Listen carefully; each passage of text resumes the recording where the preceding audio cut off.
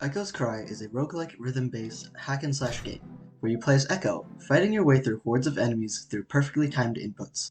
Combat consists of chaining your light attacks, heavy attacks, and different dashes to adapt to enemy attack patterns. As you fight, you'll end up gaining currency and experience to upgrade yourself, gain items, and get stronger. When our group conceptualized the game, we wanted something dark and gloomy to play while also incorporating musical elements in some kind of way, resulting in our game landing on being a rhythm game. At the time, there weren't many unique rhythm games out there, so that's why we ended up creating our game in the first place. The novelty of the mechanics and our game being a rhythm game is the value we aim to provide to the gaming industry with its release on Steam and itch.io.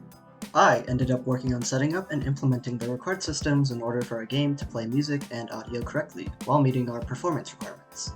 For sound effects, it works by having a centralized manager that other classes use to play a sound. For music, everything runs through another centralized manager for playing music and managing beat synchronization. Every scene also holds a simple music player script for playing the music for each area.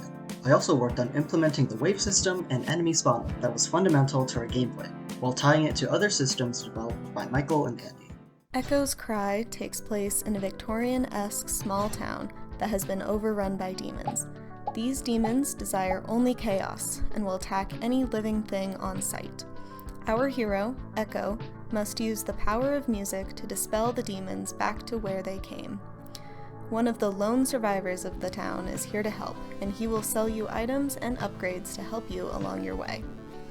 You can talk with other NPCs around the game as well. This system was set up using Ink, allowing players to explore different dialogue paths. These NPCs provide insight into the world and may help you on your journey.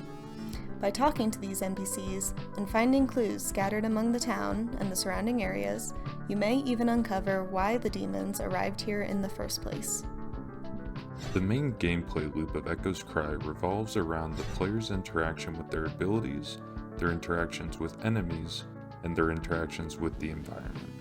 Player combat is focused on the player attacking enemies with the rhythm of the music playing. As the player attacks on beat, they will build up their weapon combo bar, which will allow them to apply status effects to enemies and increase their overall damage. The player will also build up heat gauge as they hit attacks on beat, allowing them to do heavy and special attacks. As players defeat enemies, they will acquire gold, XP, and score points. Gold will allow players to buy items from the shopkeeper that will help them stay alive through their playthroughs.